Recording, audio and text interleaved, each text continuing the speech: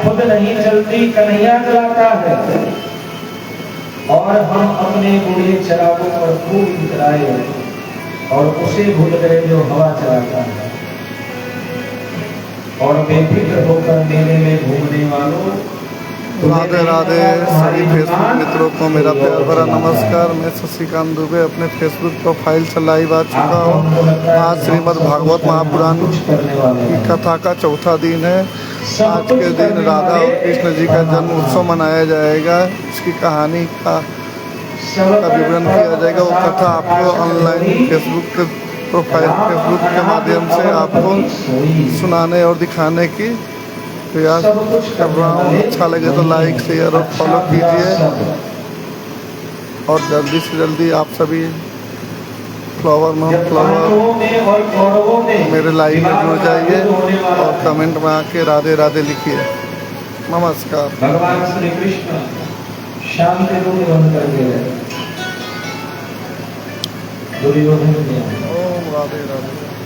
अब दुर्योधन के यहाँ जाकर के कहा कि दुर्योधन क्यों लड़ाई झगड़ा के चक्कर में पड़े हुए? तुम्हें पता है अगर यह युद्ध हुआ तो न जाने कितने बच्चे अनाथ हो जाएंगे, कितने माता पिता अपने बच्चों से विमुख हो जाएंगे, कितनी पत्नियां विधवा हो जाएंगी। तुम्हें पता है,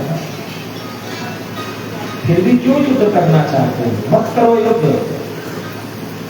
दुर्योधन ने कहा फिर क्या करो? भगवान ने कहा कि केवल 5 गांव की बात है। 5 गांव पांडवों को दे दो, एक एक गांव एक एक रख लेगा, उसी में अपना खेती बाड़ी करेगा और अपना जीवन बिता देगा।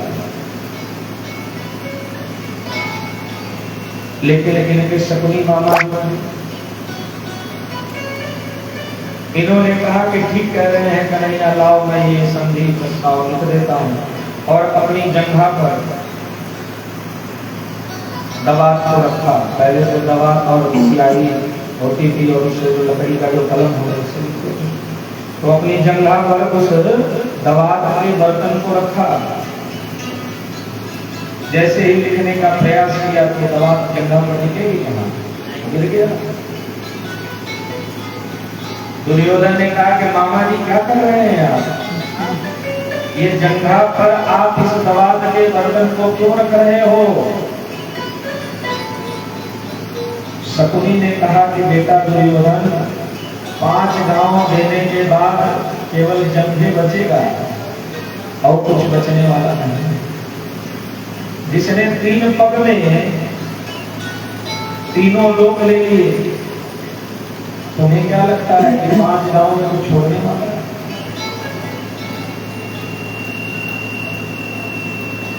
दुर्योधन ने कहा कि सूच्याग्रे नहीं वदाश्यामि बिना युद्धेन केशव। हे केशव, मैं बिना युद्ध के सुई की नोक रखने भर की जगह भी नहीं दूंगा। सुई की नोक। दुर्योधन भगवान से ऐसा कहता है तो भगवान ने कहा कि ये धर्म है क्या? यह नीति है क्या? यह तरीका है? दुर्योधन ने कहा कि मैंने कब कहा कि यह धर्म है? और बड़ा सुंदर श्लोक वहां पर दुर्योधन कह रहे हैं। महाभारत में श्लोक आता है और ये पूरे संसार पर यह एकदम फिट बैठता है। हम चाह करके भी पाप या पुण्य कुछ भी हम अपने से नहीं कर सकते। दुर्योधन कहता है जानामि धर्मं न च मे प्रवृत्ति, जानाम्यधर्मं न च मे निवृत्ति। दुर्योधन कहता है कि अच्छे से जानता हूं कि धर्म क्या है, लेकिन धर्म में मेरी मति प्रवृत्त नहीं हो रही है, लग नहीं रही। और अच्छे से जानता हूं कि अधर्म क्या है, लेकिन उस अधर्म से मन को हटा नहीं पा रहा हूं। भगवान कृष्ण ने कहा कि कहना क्या चाहते हो? दुर्योधन ने कहा कि आप तो अंतर्यामी हैं, कहना बस यही चाहता हूं, केनोपि देवे नरदेश स्थितेनो यथा नियुक्तोऽस्मि तथा करोमि। दुर्योधन ने कहा कि कोई तो शक्ति है जो अंदर बैठी हुई है, अंतःकरण में शक्ति वह बैठी हुई है, और जैसा जैसा मुझसे करवाना चाह रही है वह ही मैं कर रहा हूं। तो दुर्योधन ने सीधे सीधे कह दिया कि जो कुछ हो रहा है वो आपकी इच्छा से ही हो रहा है। इस संसार में जो कुछ भी हम कर रहे हैं, अच्छा या बुरा, सब अपने प्रारब्ध के फल के अनुरूप हम कर रहे हैं। चाह करना अच्छा कर सकते हैं, न चाह कर बुरा। इसलिए कहा कि सबकर परम प्रकाशक सोई, राम अनादि अवधपति जोई। तो सब राम जी की इच्छा से हो रहा है, अच्छा बुरा सही गलत सब। लेकिन फिर भी हमें प्रयास करना चाहिए कि हम अच्छा ही करें। तो आप लोगों से भी यही निवेदन है कि आप लोग पहले अपने विचारों को शुद्ध करिए। इधर उधर किसी की निंदा, किसी की चुगली, किसी की बुराई, किसी का धन हड़प ले, किसी का जमीन हड़प ले, इस प्रकार की भावना से हमें बचना चाहिए। शहर में यह ज्ञान मिल रहा है तो लग रहा है छोड़ा, लेकिन एक बार जान लो कि जीवन में अगर आपको कुछ भी काम आएगा तो अच्छी सलाह, अच्छा सत्संग, यह आपके पूरे जीवन में काम आने वाला है। आगे तो इससे बढ़कर के कोई संपत्ति नहीं है। जिसने सत्संग किया है वो किसी भी परिस्थिति से निकलने में सक्षम हो जाता है, चाहे कितनी भी गहरी, कितनी भी बड़ी परिस्थिति हो। लेकिन जिसको सत्संग का ज्ञान है वो उस अवस्था में जीना सीख जाता है। कोई प्रश्न करे कि भाई सत्संग करता क्या है, तो बस यही समझ लो कि कठिन से कठिन परिस्थिति में भी जीवन को कैसे जीना है, अपने आप को कैसे संभालना है, यह सिखाता है हमें सत्संग। तो इसलिए जीवन में सत्संग का लाभ हमें जरूर लेना चाहिए। और इस संसार में सबसे दुर्लभ भी जो है वो क्या है, वो सत्संग है। बिना सत्संग के विवेक नहीं हो सकता। इसलिए हम चाहते हैं कि हमारे जीवन में कुछ अच्छा हो, कुछ बदलाव हो। तो भगवान के चरणों का आश्रय लेकर के, संत गुरुजनों के चरणों में बैठ करके हमें निश्चित रूप से भगवान के पावन नामों को सुनना चाहिए। पावन मंगलमय भगवान के विशुद्ध चरित्रों की चर्चा हमें करनी ही चाहिए। 9 बजे के टाइम दिखा रहा है छपरा का। तो इस तरह आज हम लोग भगवान की कथा में आगे प्रवेश करें। उसके पहले आइए भगवान से हमें कहना क्या चाहिए। भगवान से हमेशा यही कहना चाहिए कि प्रभु, न खुशी चाहते हैं, न गम चाहते हैं, जो तुम चाहते हो वो हम चाहते हैं। सिंपल। आपको दुख देना है, दुख दो, स्वीकार। आपको सुख देना है, सुख दो, स्वीकार। एक भक्त थे नामदेव जी, वो हर जगह भगवान का ही दर्शन करते थे। उनके झोपड़ी में आग लग गई, कुटिया। नामदेव जी ने कहा कि आज तो भगवान अग्नि के रूप में प्रकट हुए हैं, सोचा कि अग्नि के रूप में प्रकट हुए ने क्या खिलाया पिलाया जाए, तो जितनी जलने योग्य वस्तु उनके घर में थी, गद्दा, तकिया, कुर्सी, सब उठा उठा करके अग्नि में डाल दो। खाओ महाराज, खूब खाओ। हर जगह भगवान का दर्शन करना ही परम कर्तव्य है और इसलिए भगवान से कहना चाहिए, सारे जहां के मालिक तेरा ही आसरा है, सारे जहां के मालिक तेरा ही आसरा है, राजी है हम उसी में जिसमें तेरी रजा है, राजी है हम उसी में जिसमें तेरी रजा है, सारे जहां के मालिक तेरा ही आसरा है, सारे जहां के मालिक।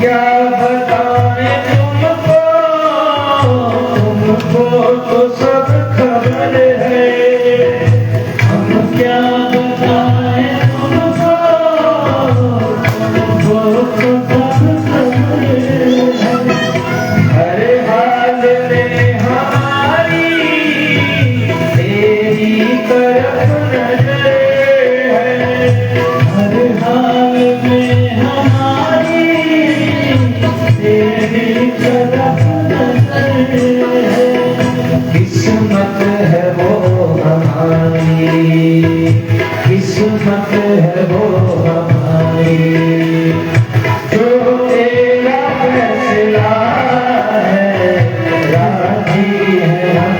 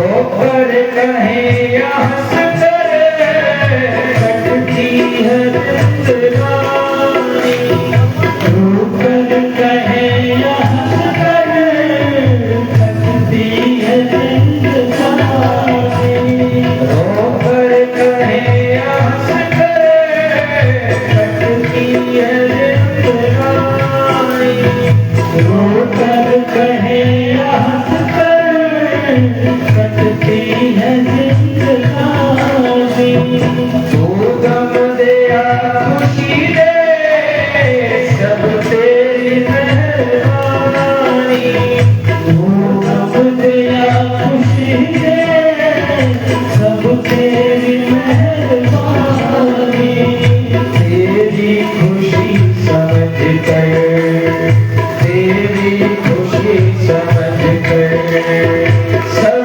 रंग दिया है, राजी है हम खुशी में जिसमें तेरी वजह है, राजी है हम खुशी में।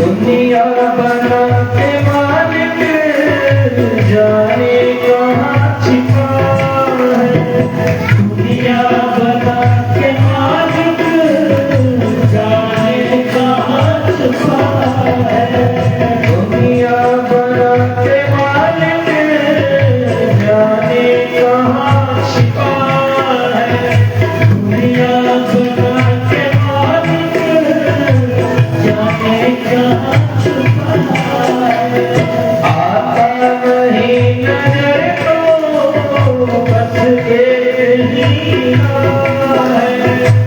आता नहीं नजर तो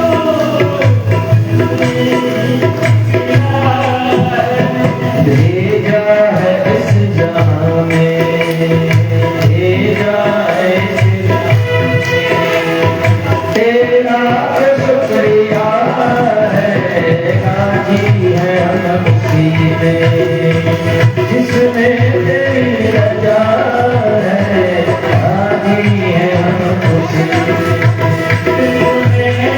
तेरी रजा है, सारे जहां के मालिक तेरा ही आसरा है, सारे जहां के मालिक तेरा ही आसरा है, सारे जहां के मालिक तेरा ही आसरा है, सारे जहां के मालिक। बोलो सच्चिदानंद भगवान की है। परीक्षित जी महाराज कहते हैं कस्य हेतुः परित्यक्ता आचार्येणात्मनः सुरा एकदा चक्ष्व भगवन् शिष्याणामक्रमं गुरु।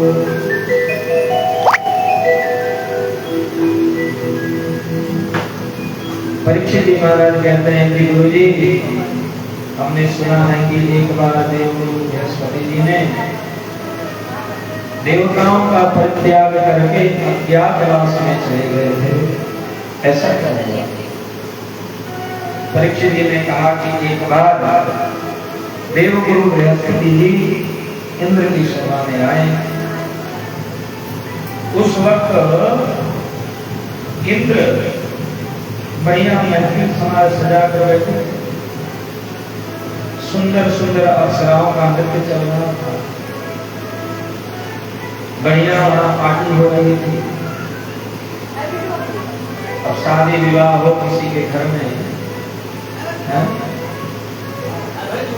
खूब मेहमान आए हो हल्ला हो रहा हो, गुरु जी आ जाए, गुरु जी को कौन पूछेगा? पूछेगा कोई? अच्छे लोग पूछेंगे, लेकिन जो ऐसे होंगे वो नहीं पूछेंगे। वो तो पैर छूने में, अरे गुरु जी आते आते ऐसे करते। ऐसे ही बृहस्पति जी महाराज इंद्र की सभा में पहुंचे। इंद्र जो है नाच गाना देखने में लगे हुए थे। बृहस्पति भगवान को देख करके न प्रणाम किया न कुछ आसन लिया। इससे देवगुरु बृहस्पति नाराज हो गए। इस संसार में सब कुछ आदमी सह सकता है, लेकिन स्वाभिमान पर चोट हो तो बर्दाश्त नहीं है, और होना भी नहीं चाहिए। स्वाभिमान सर्वोपरि। धन चला गया कमा लोगे, कुछ लुट गया फिर इकट्ठा कर लोगे, लेकिन स्वाभिमान चला गया तो वो फिर वापस नहीं आएगा। मैं तो यहाँ तक कहता हूँ कि पूरी दुनिया की नजरों में गिर जाओ चलेगा, इंसान को अपनी नजरों में नहीं गिरना चाहिए। जब तक अपनी नजरों में नहीं गिरा तब तक सब चंगा। जिस दिन अपनी नजरों में गिर गया उस दिन पूरी दुनिया की नजरों में उठ करके भी क्या करेगा? तो हमारा स्वाभिमान जिंदा रहेगा।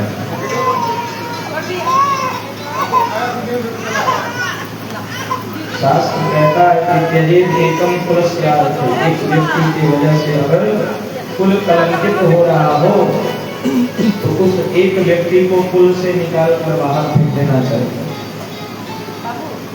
ग्रामस्यार्थे कुलम त्यजेत, एक कुल की वजह से पूरा गांव खराब हो रहा हो तो उस पूरे कुल को गांव से बाहर फेंकना। और ग्रामम जनपदस्यार्थे, एक गांव की वजह से पूरा अगर शहर खराब हो रहा हो तो उस गांव को शहर से बाहर उठाकर फेंक देना।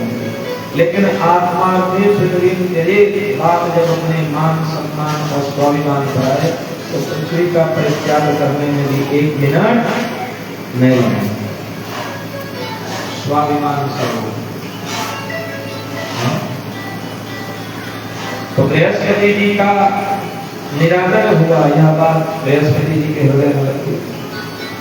किसी से कुछ बोले नहीं, चुपचाप अपना वहां से चल गए, मोबाइल स्विच ऑफ कर दिया।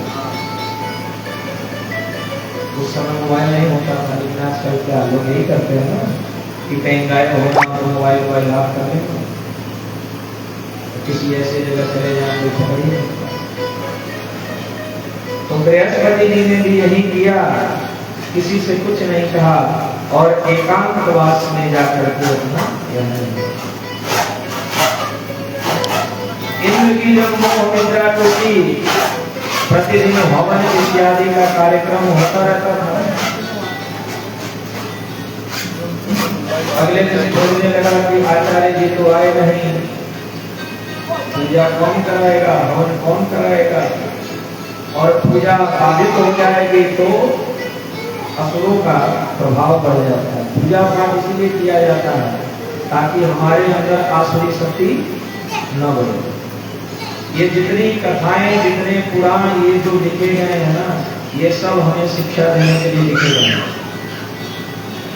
इतने मोटे मोटे ग्रंथ जो है हमारे ऋषियों महर्षियों ने ऐसे ही नहीं लिख दिया। वो जानते थे कि कलयुग में यही सब काम आएगा। इसको अगर हम समझना चाहें तो यह पूरा संकेत है। और थोड़ी बात बतला रहा हूं आपको। आप सोचो कि एक ही ऋषि है कश्यप। अब पुनीत जी को पत्नियां हैं, एक दिति और एक अदिति। एक पत्नी जो है वो राक्षसों को उत्पन्न करती है, असुरों को उत्पन्न करती है,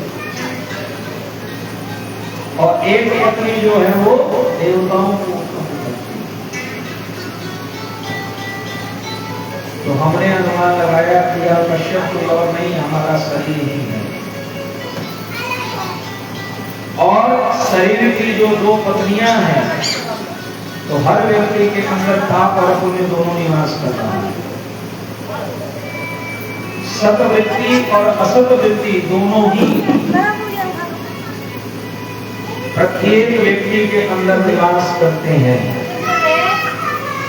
हमारे मन में भाव हो गए थोड़ा सा भगवान की पूजा करने, मंदिर चले जाए, किसी को 10 रुपया दे दें, तो ये क्या है? सद्वृत्ति ही तो है। हमारे अंदर की अच्छाई ही तो या तो कुछ करने के लिए हमें प्रेरित कर रही है। लेकिन वही जब पाप जागता है तो लगता है कि कैसे इनका नुकसान कर दिया जाए, कैसे इनका शिकायत कर लिया जाए, कैसे इनकी चुगली कर ली जाए। तो एक ही इंसान के अंदर वो दोनों प्रकार के विचार घूम रहे हैं। पॉजिटिव भी यही है और निगेटिव भी यही है। सकारात्मक बुद्धि भी यहीं पर है और नकारात्मक बुद्धि भी यहीं पर है। सकारात्मक बुद्धि से पुण्य उत्पन्न होता है और नकारात्मक बुद्धि से पाप उत्पन्न होता है।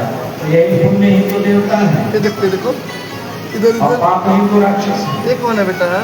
तो यह जो लिखा गया है, इसको आप अगर समझने का प्रयास करिए तो ये सीधे सीधे आपके जीवन में ही उतर होगा। तो इंद्र ने विचार किया कि अगर गुरु जी नहीं आए, यज्ञ पूजा पाठ इत्यादि रुक गया, तो फिर असुरों का प्रभाव बढ़ने लगेगा। खूब ढूंढा गया लेकिन गुरु जी मिले कहाँ? गुरु जी नहीं। ब्रह्मा जी के पास गए, जाकर के कहा कि देव गुरु बृहस्पति ने जाने कहाँ चले गए, और वहां के जाने के कारण पूजा पाठ होम हवन इत्यादि का क्रम बाधित हो रहा है। उसकी भी वीडियो बना दो क्या? ब्रह्मा जी ने कहा कि चलो कोई बात नहीं, बना वो जो और कब तक हम जो है एक बड़े अच्छे पंडित हैं जिनका नाम है विश्वरूप। उन विश्वरूप को मैं आप लोगों की पूजा पाठ इत्यादि कराने के लिए नियुक्त कर देता हूँ। पुष्टा ऋषि के पुत्र हैं।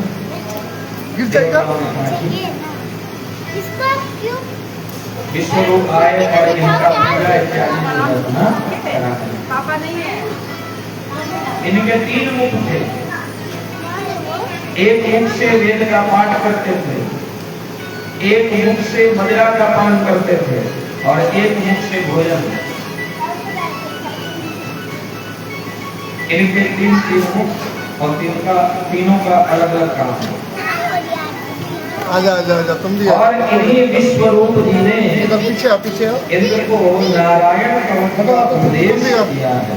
ये देखो छोटा डॉन आ गया। नारायण कवच जो है, देखो इसमें किसी की ऐसे करो कितनी भी बड़ी विपत्ति हो, कितने भी बड़े कोई संकट में हो, कैसे भी भूत प्रेत के साथ कोई भी बाधा हो, भोजपत्र पर इस नारायण कवच को लिख करके जो अपने गले में धारण कर ले, अपने हाथ में पहन ले, वो सब प्रकार से अभय हो जाता है, फिर उसे किसी का भय नहीं होता। तो ऐसा है नारायण कवच का उपदेश दिया। आइए हम लोग भी एक श्लोक नारायण कवच का देखें। ओम हरिर्विदध्यान मम सर्वरक्षां न्यस्तां विपदमहापतये नमिष्टे दयानि चरमांसि गदेषु चापः पाषाणगदानोष्टगुणोष्टबाहुः। इस नारायण कवच में विश्वरूप जी कह रहे हैं कि भगवान श्री हरि आपके सभी अंगों प्रत्यंगों की सुरक्षा करें। इस प्रकार से नारायण कवच का उपदेश दिया। एक दिन की बात है, विश्वरूप जी हवन करा रहे थे।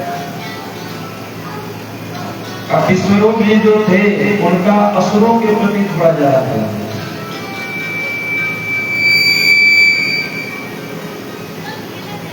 है ना, असुरों के प्रति उनका प्रेम ज्यादा था।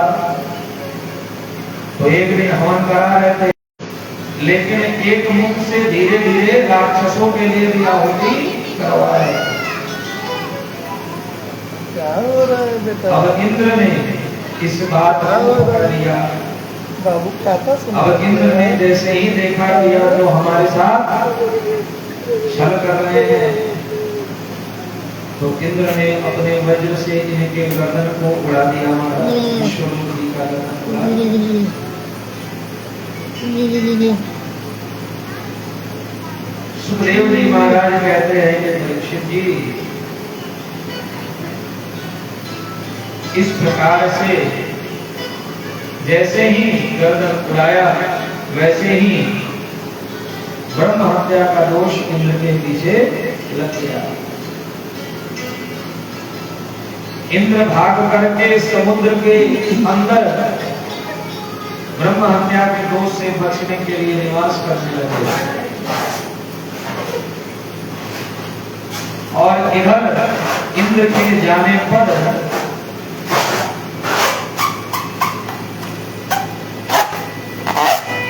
असुरों ने स्वर्ग पर अपना आधिपत्य जमा लिया। ऐसी हालत जब देवगुरु बृहस्पति जी ने देखी तो उनको बड़ी दया आई। गुरु तो गुरु होता है, शिष्य चाहे कितना भी बेकार हो, बदमाश हो, लेकिन गुरु जो होता है वो अपने शिष्य को पुत्रवत होता है। इस संसार में दो ही रिश्ते ऐसे हैं जहाँ पर व्यक्ति हारने में अपनी ज्यादा प्रसन्नता समझता है। दो लोगों से व्यक्ति कभी भी जलन महसूस नहीं करता। एक पिता अपने पुत्र के विकास से कभी जलन महसूस नहीं करता। अगर पिता है, उसके पुत्र का नाम पिता से भी ज्यादा हो जाए तो पिता खुश होता है, उसको प्रसन्नता है। वैसे ही अगर एक शिष्य अपने गुरु से ज्यादा ख्याति प्राप्त कर ले तो गुरु को खुशी होती है। दो जगह आदमी हार जाना चाहता है, अपने पुत्र से और अपने शिष्य से। तो देवगुरु बृहस्पति ने जब देखा कि इनकी हालत जो है आओ तुम्हारे कंधे में बैठाता हूँ, वो ठीक नहीं है, तो देवगुरु बृहस्पति ने इंद्र को बुलाया, बुला करके और एक यज्ञ कराया। यज्ञ करा करके ब्रह्म हत्या के दोष को 4 जगह विभाजित कर दिया और अलग अलग लोगों ने उन्हें 4 दोषों को ग्रहण किया। सबसे पहला भाग वो नदी में ग्रहण किया।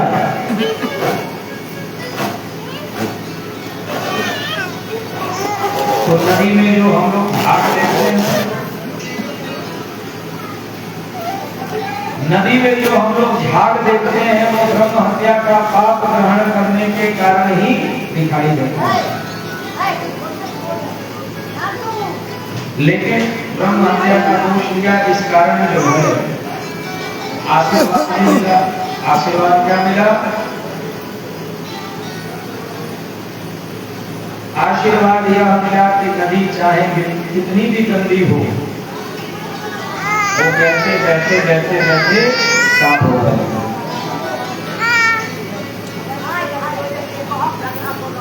दूसरा दोष लिया वृक्षों में, तो वृक्षों में वह ब्रह्म हत्या का दोष किस रूप में दिखाई देता है? वृक्षों में ब्रह्म हत्या का दोष गोंद के रूप में दिखाई देता है। आपने देखा होगा कि वृक्ष में गोंद होता है, और बदले में वृक्ष को क्या आशीर्वाद मिला? वेरी गुड, वेरी वृक्ष को यह आशीर्वाद मिला कि जहाँ से वृक्ष को काटा जाएगा वहीं से वृक्ष बढ़ने लगेगा। वृक्ष की एक डाली काटते हैं तो वहीं से वृक्ष बढ़ने लगता है। तीसरा भाग धरती ने लिया, भूमि ने। तो भूमि में वो दोष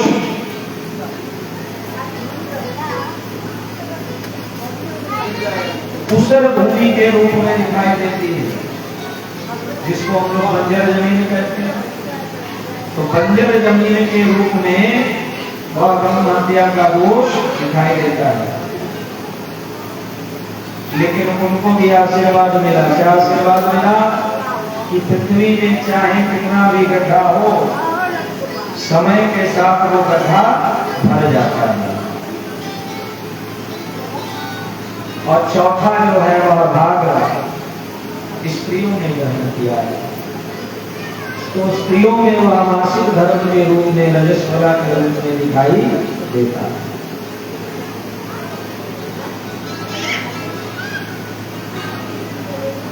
लेकिन उनको भी आशीर्वाद मिला कि उनके अंदर अत्यंत सामर्थ्य होगा, अत्यंत सहनशीलता होगी।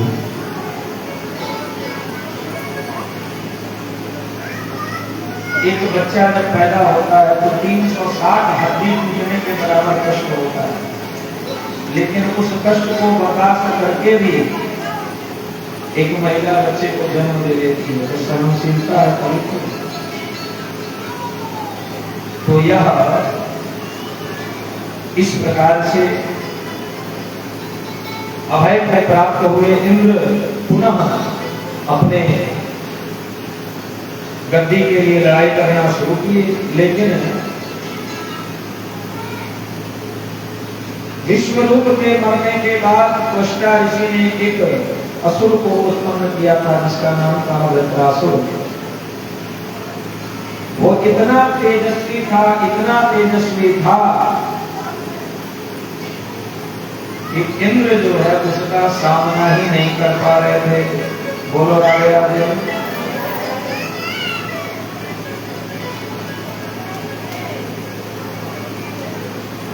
इंद्र ने बहुत प्रयास किया, लेकिन वृत्रासुर के ऊपर कोई भी असर नहीं पड़ रहा था। सुखदेव जी महाराज कहते हैं कि परीक्षित जी, इस प्रकार से परेशान होकर सारे देवता गए ब्रह्मा जी के पास और समस्या सुना दी। ब्रह्मा जी ने कहा कि देखो वो साधारण असुर नहीं है, उसको तो त्वष्टा ऋषि ने उत्पन्न किया है। इसलिए अगर चाहते हो कि उसका खात्मा हो तो उसके लिए एक ही उपाय है। क्या उपाय है? दधीचि ऋषि अपना अस्थि अर्थात अपनी हड्डियां दे, उस हड्डी से अस्त्र बनाया जाए और उस अस्त्र के द्वारा अगर वृत्रासुर को इंद्र मारेंगे तब जाकर के वृत्रासुर मरेगा, ऐसा नहीं करने वाला। सारे देवता दधीचि ऋषि के पास गए। धन्य है दधीचि जी, जिन्होंने लोक हित की कामना के लिए अपने शरीर को छोड़ दिया। उनकी हड्डी निकाली गई रीढ़ की। आप लोग कृपया करके शांत होकर के बैठिए। बार बार कहना हमको अच्छा नहीं लगता, लेकिन आप लोग यहाँ बैठते हो, पूरे दुनिया भर की चर्चा कर रहे हो, क्या फायदा अच्छा सुनने से? इससे बढ़िया जाओ कमरे में, जिससे जिसको मिलना है बढ़िया गले मिलो, एक दूसरे को मिठाई खिलाओ, एक दूसरे को चूम लो, फिर सब करके आराम से आओ। यहाँ बैठ करके भी अगर पाप करें तो पुण्य कहाँ करेंगे? पाप बढ़ता है तो कथा में जाया जाता, कथा में पाप करे तो कहाँ जाएंगे?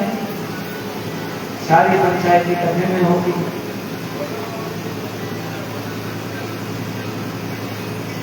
यहाँ बैठ करके हम केवल कथा सुने, हमको डिस्टर्बेंस होती है। कान मेरा बहुत तेज है, आवाज आपको सुनाई देती है, नहीं तो कहीं तो कल जरूर लगा सकते हैं। बोलो राधे राधे। सुखदेव जी महाराज कहते हैं कि परीक्षित जी, दधीचि ऋषि ने अपनी हड्डी दी है, उस हड्डी से वज्र बनाया गया और आज उस वज्र को लेकर के इंद्र युद्ध के मैदान में आए, युद्ध हुआ और आज पहली बार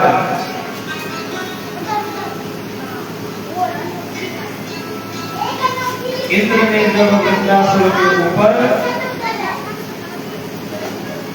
वार किया तो आज पहली बार जो है वृत्रासुर जमीन पर गिरा, लेकिन वृत्रासुर भी कम नहीं था, वह तुरंत ही उठा और तुरंत उठ करके उसने फिर से इंद्र पर प्रहार किया। लेकिन वो समझ गया था कि हमको मारने का उपाय तो इंद्र ने कर ही लिया है। उसने कहा कि इंद्र तुम्हारा यह वज्र जो है वो भगवान नारायण के तेज और दधीचि ऋषि की जो तपस्या है उसके कारण ही यह सर्वशक्तिमान है। और अब मैं समझ गया हूं कि भगवान नारायण ही मुझे मारना चाहते हैं, इसलिए जब भगवान नारायण ही हमको मारना चाहते हैं तो मैं हंसते हंसते मरने के लिए कोई और मारना चाहे तब तो उसकी खैर नहीं, लेकिन अगर भगवान चाहते हैं कि मैं अपने प्राण छोड़ दूं तो मैं हंसते हंसते अपने प्राण छोड़ने के लिए तैयार हूं। लेकिन मैं भी मरने से पहले भगवान से कुछ कहना चाहता हूं। आपको बताऊं कि वृत्रासुर ने यह 4 श्लोक जो गाए हैं इनको वैष्णवों का पुरुषार्थ चतुष्टय कहा जाता है। वैष्णवों का धर्म क्या होना चाहिए, वैष्णवों का अर्थ क्या है, वैष्णवों के लिए काम क्या है और वैष्णवों का मोक्ष क्या है, यह 4 श्लोक निर्धारित करते हैं कि वैष्णव को कैसे जीना। तो सबसे पहले धर्म क्या होना चाहिए, वैष्णव कह रहे हैं अहम हरे तव पादैकमूलम् दासानुदासु भवितास्मि भूतम् मनस्मरेता सुपतेर्गुणास्ते गृहीत्वा कर्म करोतु कायः। वैष्णवों का धर्म क्या है, तो वृत्रासुर कह रहे हैं अहम हरे तव पादैकमूलम् कि हे हरि अहम मैं तव दासानुदासः आपका दास, दासों का भी दास बनो। किस चीज का दास बनो, तो कहा पादैकमूलम् आपके पाद का, आपके पैर का जो मूल है मैं उनके जो दास हैं उनका भी दास है। अहम तो नारायण दास दास दासस्य दास सच दास दास अन्येभ्य ईश्वर जगत नारायण तथापि हम जानते तरास्मी लोके। भक्त का स्वभाव क्या है, वो दास नहीं बनना चाहता, वो तो कहता है कि मैं भगवान के दासों के दासों के दासों के अनुदासों का भी दास बनूं। तो यह वैष्णव का धर्म। और दास बन के क्या करें, तो मनस्मरेताम सुपतेर्गुणास्ते कि मैं मन से स्मरण करूं किस चीज का, केवल आपके गुणों का मैं स्मरण करूं, बाकी कुछ नहीं। कौन गाली दिया, कौन बुराई दिया, कौन बुरा साड़ी दिया, ये सब नहीं याद करना, केवल भगवान का स्मरण। और ऋणी तवाक, वाणी से अगर गाँव में बोलो तो क्या बोलो? राधे राधे बोलो, कृष्ण कृष्ण बोलो, राम राम बोलो। और कर्म करो तो क्या कर्म करो? वो कर्म करो जो भगवान को प्रिय है। भगवान को चुगली, निंदा, एक दूसरे का कंपटीशन, ये सब प्रिय नहीं। तो क्या करना चाहिए? भगवान का बतलाया हुआ जो मार्ग है उस पर चलना चाहिए। धर्मं भजस्व सततम त्यज लोक धर्मान, धर्म का आश्रय लेना चाहिए और लोक धर्म का परित्याग करना चाहिए। यह वैष्णव का धर्म है। और वैष्णवों के लिए अर्थ क्या है? संपत्ति क्या है? नानाकपिष्टम न चकारमेष्टम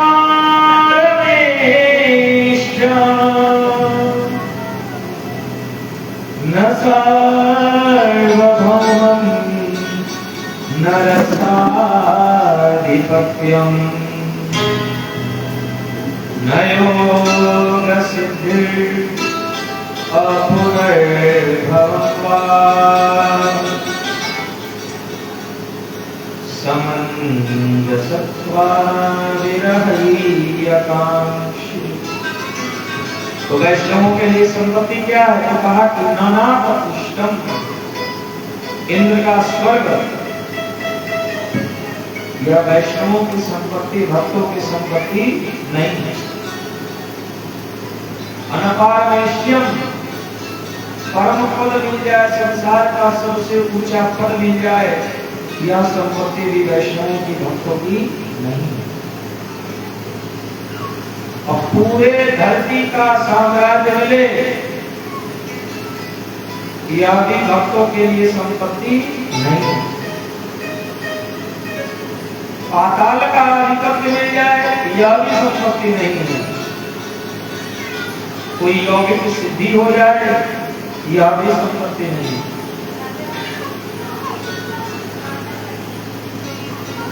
मुक्ति मिल जाए, यह भी संपत्ति नहीं। तो संपत्ति क्या है? संपत्ति यह है कि जैसे विरही अपने प्रेमी को या प्रेमिका को याद करता है, वैसे ही हम भगवान को क्या करें? उनका स्मरण हम प्रतिपल करते हैं। सबसे बड़ा धन जो है वो भगवान का स्मरण ही है, उससे बढ़कर कोई धन नहीं है।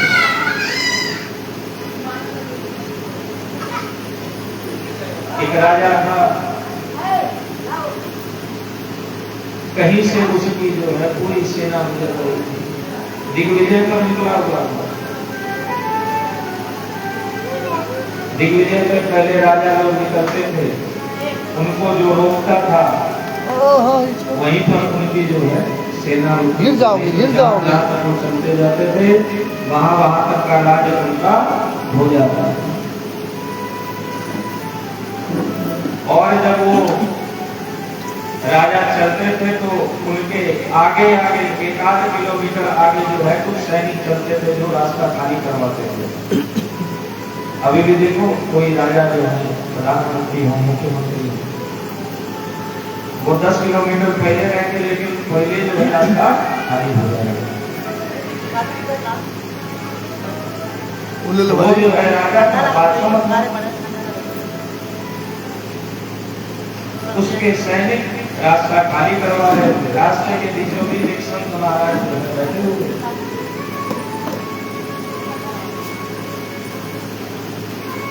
सैनिक आए और सैनिकों ने आकर के कहा कि बाबा जी अपना झोली आसन माला उठाइए और यहाँ से हटिए। बाबा जी ने कहा कि हम क्यों हटे यहाँ से भाई। सैनिकों ने कहा कि बादशाह सलामत आ रहे हैं, आपको रास्ता खाली करना पड़ेगा। संत जी ने कैसे थे, उन्होंने कहा कि बादशाह सलामत को कहो कि शहंशाह सलामत बैठे हुए हैं, वो हटने वाले नहीं। सैनिकों ने जाकर बताया, बादशाह जो उनको आश्चर्य हुआ कि इधर से गिर जाएगा, इधर से जाओ। तो राजा जो है वहां पर आया और उसने आकर के कहा कि मैंने तो दुनिया भर को जीता, तो मैं बादशाह हूँ, तुम शहंशाह कैसे हो? उसने कहा कि दुनिया भर को तुम जीत गए हो, तो जा कहाँ रहे हो? तो कहा कि आगे और जीतने जा रहे हैं। तो संत जी ने कहा कि तुम्हारा भी जीतना बाकी है, हम सब कुछ जीत गए। तो जो सब कुछ जीत कर बैठा वो बड़ा कि जो जीतना जा रहा है वो बड़ा? बताओ, जो जीत कर बैठा है वही तो बड़ा है। उसने कहा कि मेरे पास बहुत पैसा है। कहा कि तुम्हारे पास कितना भी पैसा हो खत्म हो जाएगा, लेकिन मेरे पास जो पैसा है वो खत्म नहीं होगा। कबीरा सब जग निर्धना, धनवंता नहीं को, धनवंता सोई जानिए, राम नाम हो। जिसके पास राम नाम रूपी धन है वही धनवान है, और जिसके पास ये रुपया पैसा ये तो समाप्त हो जाएगा। भगवान शंकर ने चिता भस्म को अपने शरीर पर क्यों लगाया? क्योंकि लोग जब कंधे पर उठा करके ले जाते हैं बोलते राम नाम सत्य है। एक दिन बाबा बैठे कहे कि राम नाम सत्य है, लोग कहते हुए लाते हैं, तो जरा देखा जाए इसका चमत्कार क्या। चिता जलने लगी, बाबा ने जाकर कान लगाया तो उस जलती हुई चिता से आवाज आई, राम नाम सत्य। भगवान ने कहा कि राम नाम देखो कितना दिव्य है कि इस चिता जल रही है लेकिन राम नाम नष्ट नहीं हुआ। चिता बाबा ने शरीर पर लगा लिया और हमें स्वीकार। महात्मा जी ने कहा कि मेरे पास राम नाम रूपी धन है, वो तुम्हारे धन से बहुत ज्यादा है। जो बादशाह थे वो तो वहीं पर बैठ गए, उन्होंने हाथ जोड़ लिया और कहा कि ये बताइए प्रभु कि आप शहंशाह कैसे? तो उन्होंने कहा, चाह गई चिंता मिटी, मनवा बेपरवाह, जिनको कछु न चाहिए वो ही शहंशाह। राजा वही है, शहंशाह वही है जिसकी चाहत मर गई, और जिसकी चाहत मर गई उसको चिंता हो नहीं सकती। हमारी इच्छाएं, हमारी चाहत ही तो हमें परेशान करती है। एक बड़े अच्छे शब्द थे, वो कहते थे कि चाह पैसों से आनों में आती रही, चाह आनों से रुपयों में जाती रही, और चाह रुपयों से नोटों में जाती रही, और चाह नोटों की गति बनाती रही, और चाह गति से कोठी चुनाती रही, चाह कोठी में मोटर बनाती रही, चाह मोटर से होटल में जाती रही, और चाह होटल में बोतल खुलाती रही। चाह पाली जिन्होंने वो पीले हुए, और चाह छोड़ी जिन्होंने रसीले हुए। और हमको हरि से क्या चाहिए? हरि के बदले हरि ही चाहिए। तो इस चाहत का कोई अंत नहीं है। जिस दिन आपने चाहत का परित्याग कर दिया उस दिन आपका जीवन धन हो जाएगा। वरना समझ लो कि दुनिया में जितनी भी चीजें हैं वो सब कुछ मिल करके भी आपकी इच्छाओं को पूर्ण नहीं कर सकती। जब तक आपको संतोष नहीं होगा तब तक आपके जीवन में सुख समृद्धि नहीं होगी। लंगड़ा आदमी सोचता है कि काश मेरे पैर होते। जिसको पैर होता है वो सोचता है कि काश मैं चल पाता। जो चल पाता है सोचता है काश मैं दौड़ पाता। जो दौड़ पाता है वो सोचता है काश मेरे पास साइकिल होती। साइकिल वाला सोच रहा है काश मेरे पास मोटरसाइकिल होती। मोटरसाइकिल वाला सोच रहा है कि काश मेरे पास कार होती। कार वाला सोच रहा है और बड़ी कार होती। और जिसके पास बड़ी कार है वो सोचता है काश मेरे पास हेलीकॉप्टर होता। अब हेलीकॉप्टर वाला सोच रहा है कि हमारे पास अपना हवाई जहाज होता। आग में कितना भी पेट्रोल डालो आग बुझने वाला नहीं है। इसीलिए कहा है कि इस संसार में अगर कोई धन है तो भगवान से बढ़कर कोई धन नहीं है। और इसको देते कौन है? गुरुजन देते हैं। इसीलिए तो नीजा जी कहते हैं आयो जी मैंने राम रतन धन पायो। आयो जी मैंने राम रतन धन पायो। आयो जी मैंने राम रतन धन पायो। आयो जी मैंने राम रतन धन पायो। वस्तु अमोलक दी मेरी सदगुरु। वस्तु अमोलक दी मेरे सदगुरु। वस्तु अमोलक दी मेरे सदगुरु। वस्तु अमोलक दी मेरे सदगुरु। कृपा करी अपनायो।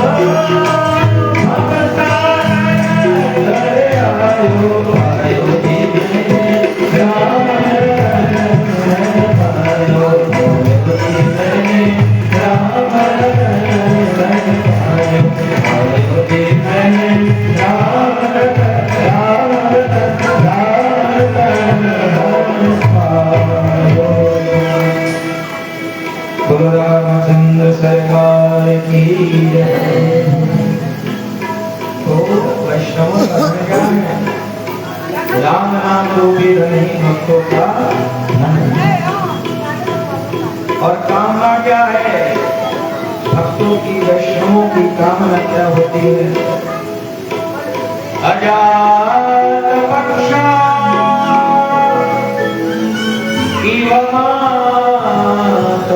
खगा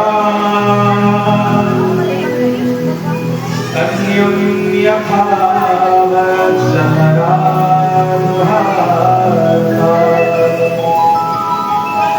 प्रियं प्रियेमाभीषितं विशन्ना मनोरविन्दाक्षरतीक्षते त्वाम्। वैष्णवों की कामना क्या है? लालसा क्या है? तो वृत्रासुर कह रहे हैं कि दृक्षते त्वाम्, तुम्हें देखूं, तुम्हारा इंतजार है। कैसे इंतजार करना है? तो बोल रहे हैं जैसे अंडे से तुरंत निकला हुआ पक्षी का बच्चा, जिसके पंख नहीं निकले, छोटे छोटे पैर, उसकी माँ सुबह सुबह उसे छोड़ करके घोंसले में हो जाती, दिन भर भोजन इकट्ठा करती है, शाम को लेकर के आती। तो वृत्रासुर कह रहे हैं कि जैसे वह पक्षी का शावक प्रतिदिन इंतजार करता है कि मेरी माँ कब आएगी, कब अपनी चोट से मेरी चोट में भोजन को डालेगी, मैं ऐसे आपका इंतजार करूं। और कैसे इंतजार करूं? स्तन्यम के भावत सराधुहारता, जैसे तुरंत का पैदा हुआ बछड़ा हो बछिया, वो इंतजार कर रहता है कि कब लोग मुझे खोले और कब जाकर के मैं अपनी माँ का दूध।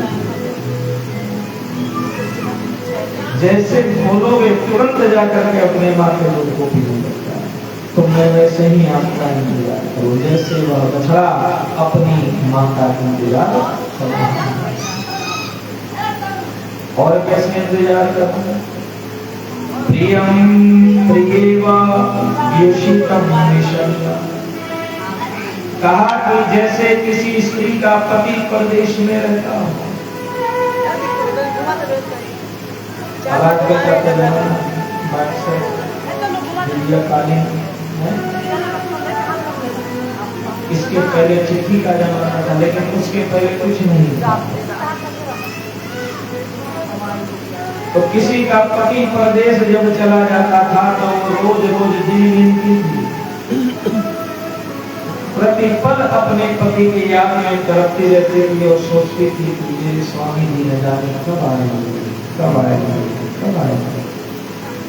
तो वृत्रासुर कह रहे कि प्रभु हम वैसे आप आएंगे। तो वैष्णवों की कामना जो है वो यह होती है कि हम भगवान का इंतजार करें, कि भगवान कभी करें। जैसे सबरी जी ने इंतजार किया, कितने वर्ष इंतजार किया? 85 वर्ष इंतजार किया और रोज अपने घर का जो द्वार था उसको साफ कर दिया, उस पे पहुंचे भी जाते हैं। इसी इंतजार में कि एक दिन मेरे राम जी आएंगे। और कहती थी मेरी भोंकड़ी के भार आज तुझे जाएंगे, आएंगे। मेरी भोंकड़ी के भार आज तुझे जाएंगे, आएंगे। मेरी भोंकड़ी के भार तुझे जाएंगे, आएंगे।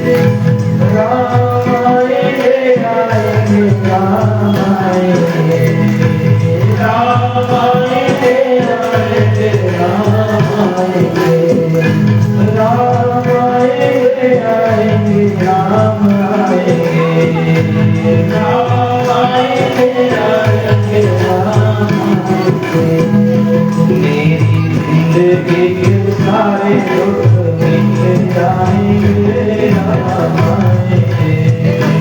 मेरी जिंदगी के सारे दुख मिट जाएंगे,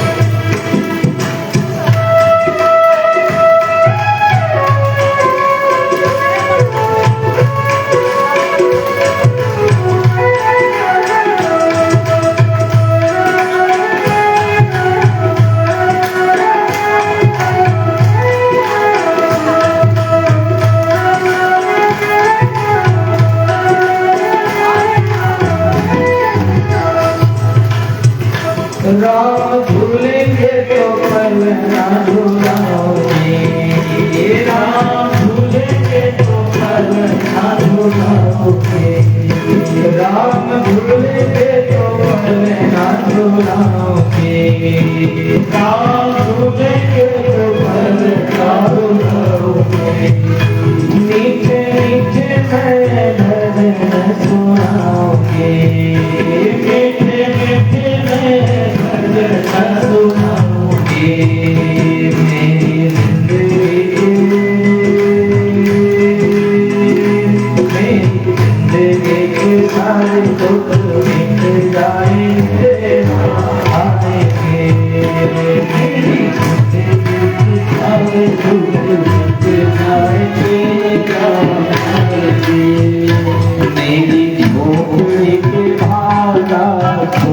जाएंगे राम आएंगे, मेरी झोपड़ी के बागान खुल जाएंगे राम आएंगे।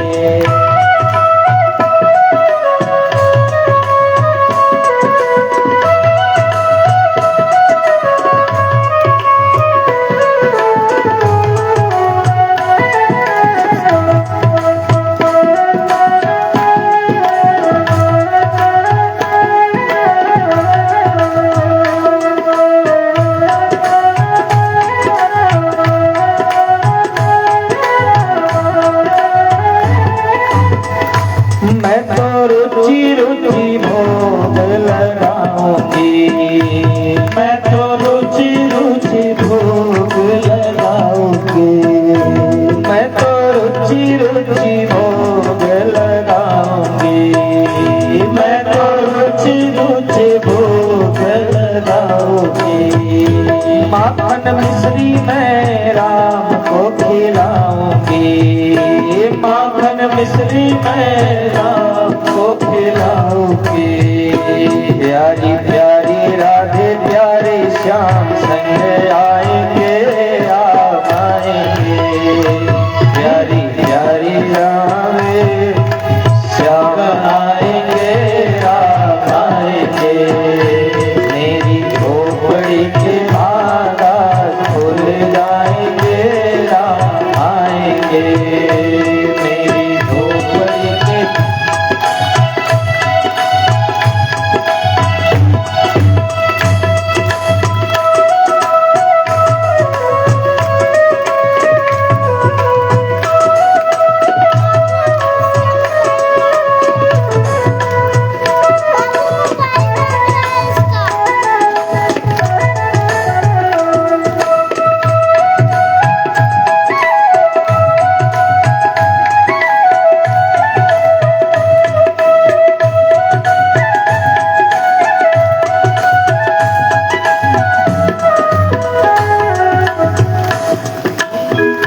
मेरा जन्म सफल हो जाएगा, मेरा जन्म सफल हो जाएगा, मेरा जन्म सफल हो जाएगा, मेरा जन्म सफल हो जाएगा। तन झूमेगा और मन गीत गाएगा, तन झूमेगा भूत गाएगा। राम सुंदर मेरी किस्मत चमकाएंगे राम आएंगे, राम सुंदर मेरी किस्मत चमकाएंगे राम आएंगे, मेरी झोपड़ी के बागान खुल जाएंगे राम आएंगे, मेरी झोपड़ी के बागान खुल जाएंगे राम आएंगे, राम आएंगे आएंगे राम आएंगे, राम आएंगे आएंगे राम आएंगे, राम आएंगे आएंगे राम आएंगे, मेरी झोपड़ी के बागान खुल जाएंगे राम आएंगे, मेरी झोपड़ी के बागान खुल जाएंगे राम आएंगे, मेरी झोपड़ी के बागान खुल जाएंगे राम आएंगे। तो कामना क्या होनी चाहिए कि हमारे प्रभु एक दिन जरूर आएंगे। तो यह कामना एक वैष्णव भक्त की होनी चाहिए। और वैष्णवों का मोक्ष क्या है? ममोत्तम श्लोक जने सुसख्यम संसार चक्रे भ्रमतः स्वकर्मभिः त्वन्माययात्मा जददार्गेः वासक्तचित्तस्य ननाथ भूया। वैष्णवों का भक्तों का मोक्ष यही है कि भगवान के भक्तों में हमारा प्रेम हो, और जो भगवान से विमुख हो उनसे हमारा प्रेम नहीं हो। और डंके की चोट पर बोलना चाहिए, जो राम का नहीं वो किसी और का नहीं। जोर से बोलो, जो राम का नहीं वो किसी और का नहीं। तो हमारा संबंध किनसे होना चाहिए? भगवान के भक्तों से होना चाहिए। और जिनका भगवान से कोई संबंध ना हो, जो भगवान की निंदा करते, उनका परित्याग कर देना चाहिए।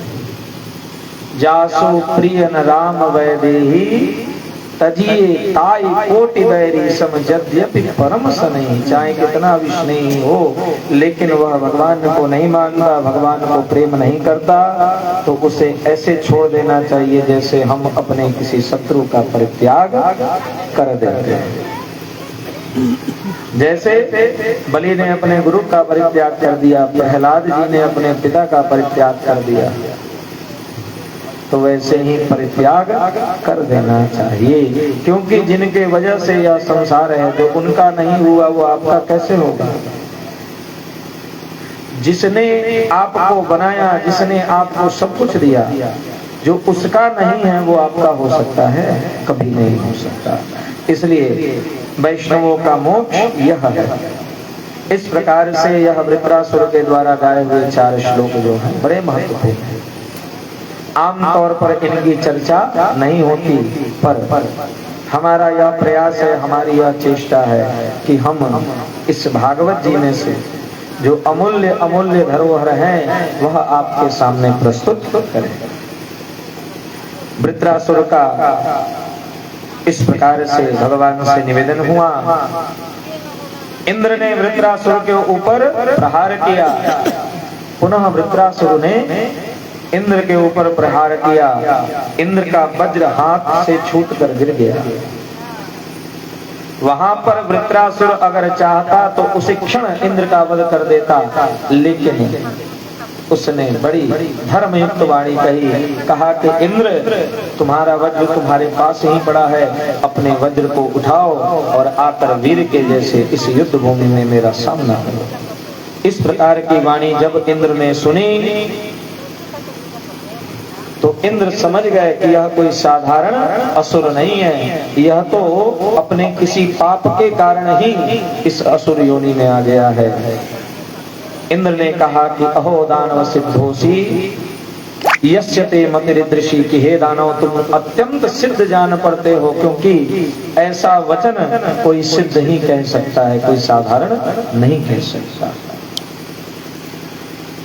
सुखदेव जी महाराज कहते हैं कि परीक्षित जी, इसके बाद इंद्र ने वृत्रासुर का वध किया। परीक्षित जी ने पूछा कि प्रभु बताने की कृपा करें कि यह वृत्रासुर कौन था जो असुर योनि में होकर भी इतने धार्मिक वचनों को कह रहा था। सुखदेव जी ने कहा, यह पूर्व जन्म में चित्रकेतु नामक राजा था। इसके जीवन में संतान का सुख नहीं था, लेकिन फिर भी इसने बलपूर्वक अंगिरा जी से, नारद जी से पुत्र प्राप्ति का आशीर्वाद मांगा, और पुत्र होने के लिए इसने 1 करोड़ शादियां की थी। 1 करोड़। तो जो 1 करोड़वीं बीवी थी उसको पुत्र हुआ, इससे जो अन्य रानियां थी वो जलती थी। एक दिन उन्होंने क्या किया कि उस लड़के को जलती हुई भट्टी में झोंक दिया। इससे चित्रकेतु को अत्यंत संताप उत्पन्न हुआ। पुनः अंगिरा और नारद जी के शरण में गए। अंगिरा जी ने, नारद जी ने कहा कि देखो बेटा, जो हमारे भाग्य में नहीं हो उसको जब हम जबरदस्ती प्राप्त करने की चेष्टा करते हैं तो जीवन में दुख और संताप ही होता है। और वह तुम्हारा पुत्र नहीं था, वो तो अपने कर्मों का फल भोगने के लिए आया था। इसने एक बार जंगल से एक लकड़ी लाई, उस लकड़ी में 99,99,999 चींटियां थी लकड़ी में। इसने उस लकड़ी को साफ नहीं किया, झाड़ा नहीं, वैसे ही अग्नि में उसको लगा दिया।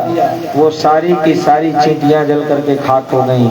आज वही चींटियां इसकी माताएं बनकर आई थी, और इन्होंने जैसे उन्होंने जलाया वैसे इन्होंने भी जला दिया, बदला हुआ। तो कर्म हम जैसा करते हैं उसका वैसा ही फल हमको मिलता है। जैसा जैसा कर्म करोगे वैसा सेम टू सेम आपको फल मिलेगा। थोड़ा सा भी उसमें बदलाव होने वाला नहीं। आज आप किसी का धन लूटोगे, किसी और जन्म में आपका कोई लूटेगा। तो जैसा दुराचार आज आप करोगे वैसा दुराचार, पाप और पुण्य दोनों आपके पास लौट करके आएगा, है ना।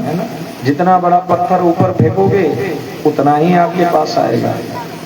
छोटा फेंको छोटा आएगा, बड़ा फेंको बड़ा आएगा। तो इस प्रकार से इनके पूर्व जन्म के चरित्र का वर्णन किया। आगे सुखदेव जी महाराज कहते हैं कि देखो, जब वृत्रासुर मर गए तो अदिति को अत्यंत संताप हुआ। उन्होंने देवताओं की बड़ी निंदा की और अपने पति कश्यप जी से कहा कि आप मुझे ऐसा पुत्र प्रदान करिए जो देवताओं का संहार कर सके। कश्यप ऋषि ने पुंसवन व्रत की विधि बताई और कहा कि इस व्रत को नियम पूर्वक तुम करती हो तो तुम्हारे गर्भ से जो उत्पन्न संतान होगी वो निश्चित रूप से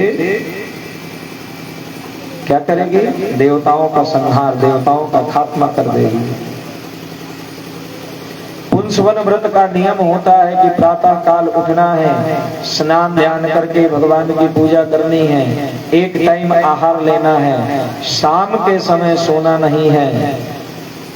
तो ऐसे नियमों का पालन करना होता है। इंद्र को पता चल गया कि मेरी सौतेली माँ मेरे विनाश का उपाय ढूंढ रही है, तो उनके घर एक ब्राह्मण बटुक का वेश बना करके चले गए और कहा कि माता जी, हमने सुना है कि आप 1 साल का व्रत रहने वाली हैं, तो आपका सेवा करने वाला भी तो कोई चाहिए, मैं आपकी सेवा करूंगा। दीदी इंद्र की माया को पहचान नहीं पाई और इंद्र मौके में थे कि किसी दिन मेरी माता जी कोई मिस्टेक करें, कोई भूल करें और मैं इनके गर्भ में प्रवेश करके इनका गर्भ नष्ट कर दूं। संयोग से एक दिन यह मौका इंद्र को मिल गया। कैसे? एक दिन जो है शाम के समय में, शाम के समय नहीं सोना चाहिए माता जी, समझ जाइए। शाम के समय जो है दीति महारानी लौट गई धरती पर, सो गई। और जैसे ही इंद्र ने देखा तो मुंह खोल करके और ले रही थी जमाई, हाँ करके बोलो राधे राधे। तो उनके मुख के माध्यम से सूक्ष्म रूप से उनके गर्भ में प्रवेश कर गए और जाकर के उस गर्भ को काटने लगे। जब काटने लगे तो उस गर्भ ने कहा कि हे भैया, हम तो आपके भाई हैं, आप हमको क्यों मार रहे हो? कहा कि तुम भाई नहीं हो, बड़े होकर के हमारी हत्या करने वाले हो, तो मैं पहले ही अपने रास्ते के कांटों को निकाल देता हूं। सुखदेव जी कहते हैं, परीक्षित जी, इस